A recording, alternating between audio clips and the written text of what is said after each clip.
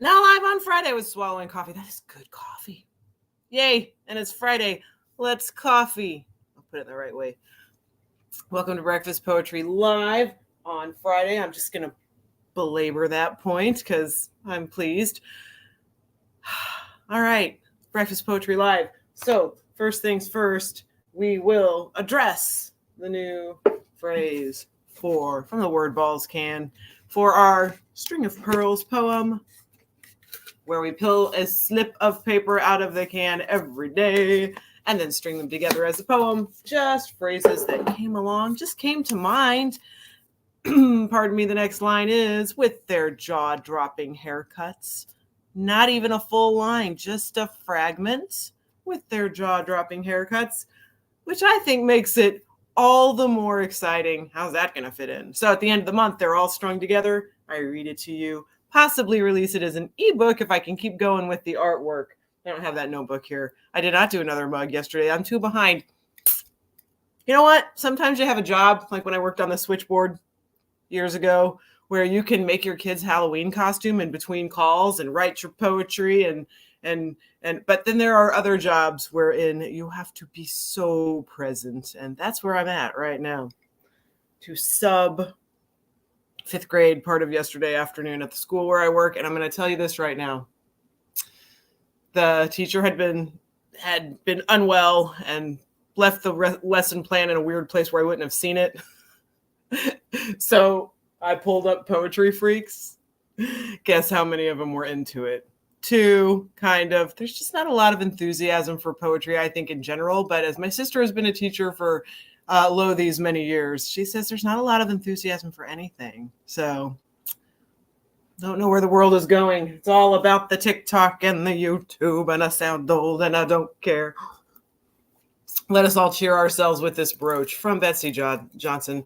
Oh, my hair's in the way. It's not working out the way I want it all. Okay, I'm going to shake things up. I'm going to remind you, in case you didn't know, that there's a new episode of Podcast in A Minor that I just dropped last night. Here's my little bookmark about it. The title is Hepped-Up Nursery Rhymes, which is why I mentioned that in the description for at least YouTube on this thing. Yes, Hepped-Up Nursery Rhymes. The song for the week started out as a poem about just people and stuff, and you're like, what? Kind of like in nursery rhymes where they name a name and then this person does this, and maybe it's got weird secret creepy meaning or not, but there's a lot of that in the nursery rhymes, which I'm going to go into, and I'm just going to play a tiny part of the song. Did you expect that? Just a tiny part of the opening song called Hepped Up Nursery Rhymes. I'm going to play the end part. Fireman, to you speak only truth and thrill with your secret guitar. Stumble and flirt, unbutton your shirt, and sing us the tales in the stars. And sing us the tales in the stars. Hey, it's 6:22 a.m. I did not expect to get all those chords and words right. That was a miracle.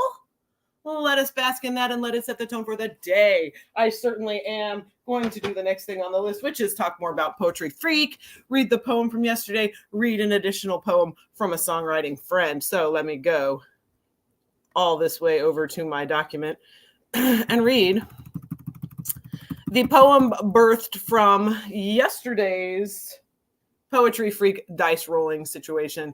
The mood was spinning illness. The mood was spinning illness. The beautiful word was petrichor, fragrance of the rain. And I will read it to you now. Spinning illness welts the head, top right, thunderstorm knot, I call it, the birthmark that surprises and worries the hairdresser. Head welt melts to vague fever and lull, and gentle surrender to petrichor sleep, alive. Alive! Why is this more alive than anything? This heaven of blankets, thrill of demanded sleep just coming. You must stop everything and wonder at it. Eyes too bright. That is why. Thank you. Spinning illness by way of petrichor. Next, I do want to, before I forget so I don't forget, read a poem graciously submitted by Scott Chafin. Of the songwriting trio, we usually just write our own songs, but we follow a theme or a title. We've done it twice now, where we all are like, hey, yeah, let's all write a song about this, and then sort of release them as a 3-song EP to see what can happen when you throw out a theme or a title and everyone interprets it differently. That's really a fun, I think that's really a fun project when we do that. So look forward to doing more. There's a lot going on right now. And I say it with that like kind of crazy laugh every time because it's, a lot of sudden and a lot of busy, and it's the end of the school year, so everything's cuckoo. Scott Chafin, thank you for sending this poem. And this is what I love. Here's what he wrote in the email. I wrote this tiny rough draft when you mentioned the word doom. That is the first line pulled from the word can. Here we are again, just doomed. He says, my song Doom on Minutewax is basically, at least in title, inspired by the Conan the Barbarian movie.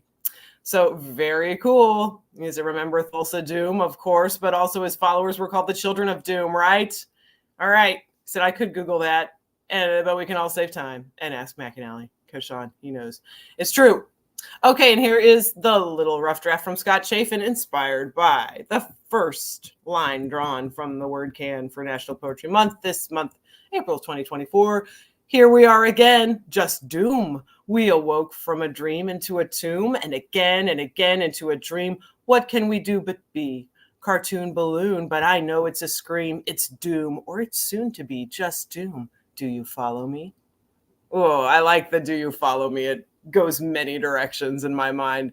Thank you, Scott, for sending that. May I please also mention that Scott has a Pie Baker poem mix that will be on the new episode of Podcast in A Minor that is available now. The title is Hepped Up Nursery Rhymes.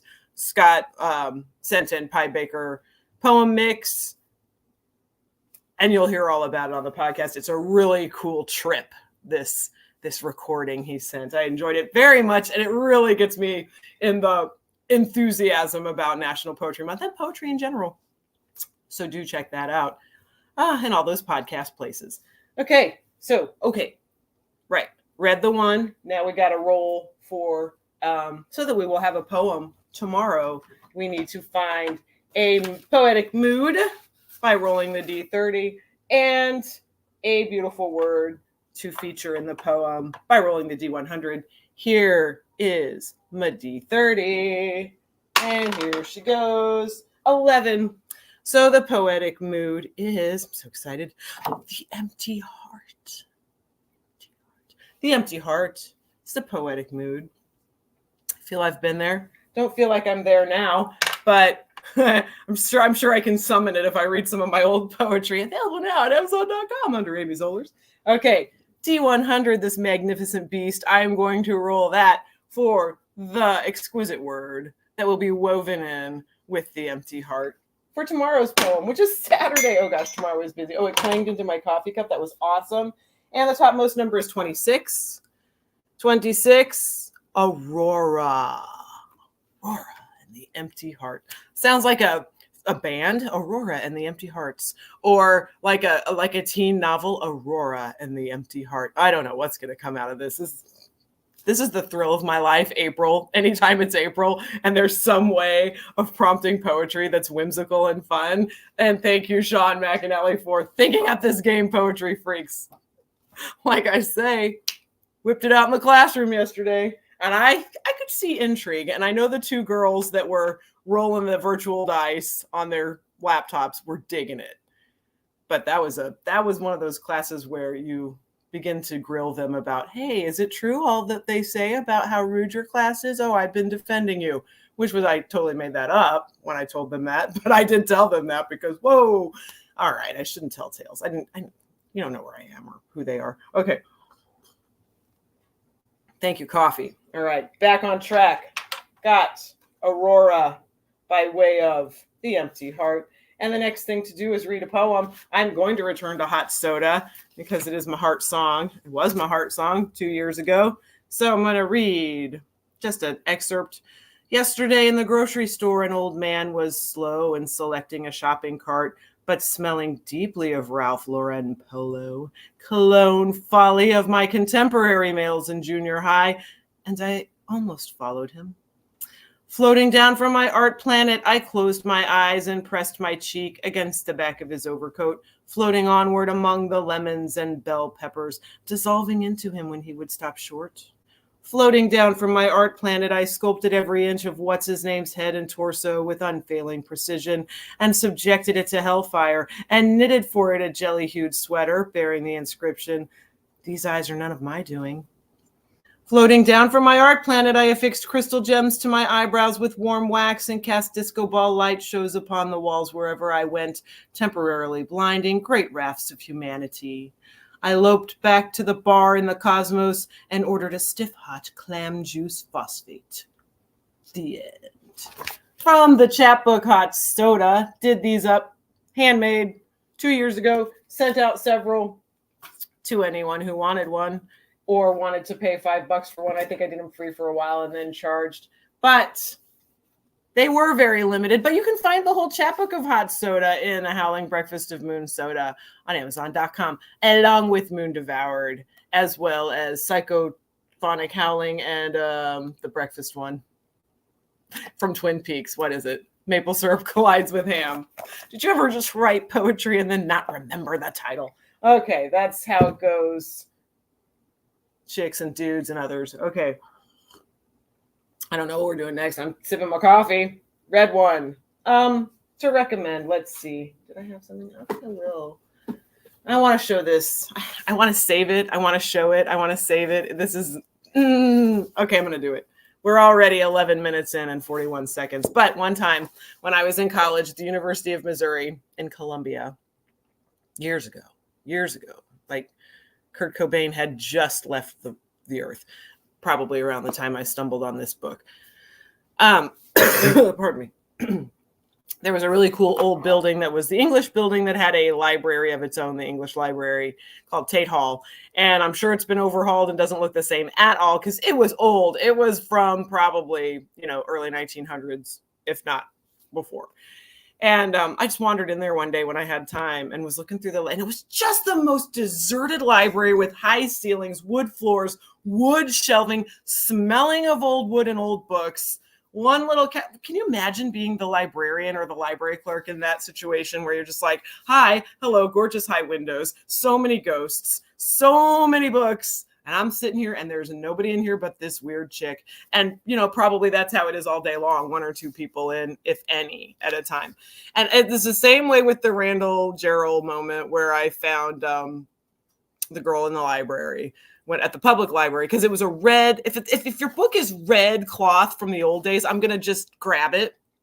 And I know it's too late because you're no longer with us. But if my words go back through time to those deciding what book cover to make, I'm going to always grab the red one. The Janitor's Boy by Natalia Crane, a little girl, 10 years old, who wrote poems, and they're wonderful, rhymey, sing-song poems, but they're also real, like she's in love with the janitor's boy. That's why it's called The Janitor's Boy. That was a poem I remembered through all the years until I ordered it this year, thinking, I wonder if I can find that because that's stuck in my head. I'm not going to read from it right now, maybe later, but it's got a little water stain on it. That's okay. This only cost me like $10 or less, and it's from 1920, 30, I forget, 1925. I love it. I love the lineage of our writing. And that is what I recommend. The Janitor's Boy by Natalia Crane. And also, it's Friday. So I will have to go listen to Guide to the Unknown and possibly get a donut at Quick Trip. I'm considering, in my mania, just making National Poetry Month cookies to share at work. And then put out a stack of my leftover bookmarks from when I was at that, whatever it was, author fair, and the things I would send out.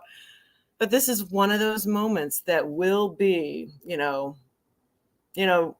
elementary school teachers are a very specific breed, I think. Maybe they're not all alike. I'm not saying that. I'm saying that there's a calling and that sometimes weirdos don't make sense to them. So that's where you have to go. Am I going to go ahead and spread it anyway? Am I going to go ahead and spread the good news and with podcast A minor on the back? There's so much going on in life right now, and a lot of sudden change, such that I feel like every time I live stream or possibly podcast, like just in the past couple of weeks, I'm very apologetic about everything. not going to be that way. I just trained myself for like 10 years to not be that way. So guess what? Kitties, chicks, dudes, and others getting a bookmark. Well, at least it's going to be in your face. Maybe I'll just pass them around. Ooh, I'll put them in all the teacher mailboxes. Boom. All right. And apologize later if that's not what you're supposed to do. All right. I don't know what I'll do. I may just go get a donut, drink my coffee, smoke my cigarette. Have a fantabulous Friday. I think I'm going to. I almost said I know I'm going to, and then the ghost of a thought went through my mind. You might have to sub 5th grade. I'm going to aggressively have a fantabulous Friday, and then I'm going to have a crazy ass weekend. I love you so much. Bye-bye. End stream.